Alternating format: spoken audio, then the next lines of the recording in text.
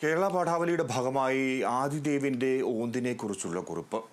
Korom മുത്തൂത്തി SVUP സ്കൂളിൽ 1ാം class പഠിക്കുമ്പോഴാണ് ആദിദേവ് ഓന്ത് മുട്ടയിടുമോ എന്ന കുറിപ്പ് തയ്യാറാക്കിയത്. കുട്ടികൾ എഴുതിയ ഡയറി പരിശോധിച്ച അധ്യാപിക TP സതിയുടെ കയ്യിലാണ് ആദിദേവിന്റെ കുറിപ്പ് ആദ്യം കിട്ടിയത്. എഴുത്തിലെ ഭംഗിയും നിരീക്ഷണത്തിലെ കൗതുകവും തിരിച്ചറിഞ്ഞ അധ്യാപികയും സ്കൂൾ അധികൃതരും ചേർന്ന് ആദിദേവിന്റെ കുറിപ്പും മറ്റു കുട്ടികളുടെ സൃഷ്ടിയും ചേർത്ത് കുഞ്ഞെഴുത്തുകൾ എന്ന പേരിൽ സംയുക്ത ഡയറി പുറത്തിറക്കി. ആദിദേവിന്റെ കുറിപ്പ് പിന്നീട് യുറീക്കയിലും അച്ചടിച്ചു വന്നു. 1ാം ക്ലാസ്സിലെ കുട്ടികളുടെ പഠന പ്രവർത്തനവുമായി ബന്ധപ്പെട്ട് സംയുക്ത ഡയറി എന്ന രീതിയിൽ ഗവൺമെൻറ് പുതിയ ഒരു പദ്ധതി രൂപീകരിക്കുകയും അതെനിക്ക് തോന്നുന്നത് വളരെ നല്ല രീതിയിൽ എല്ലാ വിദ്യാലയങ്ങളും പൊതുവിദ്യാലയങ്ങളെ ഏറ്റെടുക്കുകയും ചെയ്തിട്ടുണ്ട്.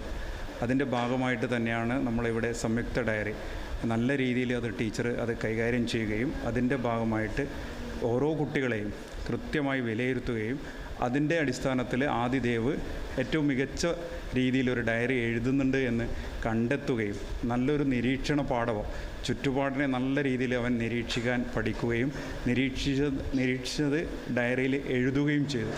അപ്പോൾ അത് നമ്മൾ കണ്ടെത്തുകയും അതിനുശേഷം അത് പിന്നീട് പല ഗ്രൂപ്പുകളിലും ചർച്ച ചെയ്യുകയും അതുപോലെ യൂറിക്കയിൽ പ്രസിദ്ധീകരിച്ചു വരികയും ചെയ്തതോടുകൂടി ഞങ്ങൾ കുഞ്ഞോർമ്മകൾ എന്ന രീതിയിൽ ഒരു പുസ്തകം പ്രസിദ്ധീകരിക്കുകയും അടുത്തുള്ള വായനശാലകളിലും അതുപോലെ BRC കേന്ദ്രങ്ങളിലും അത് കൊടുക്കുകയും ചെയ്തിട്ടുണ്ട്.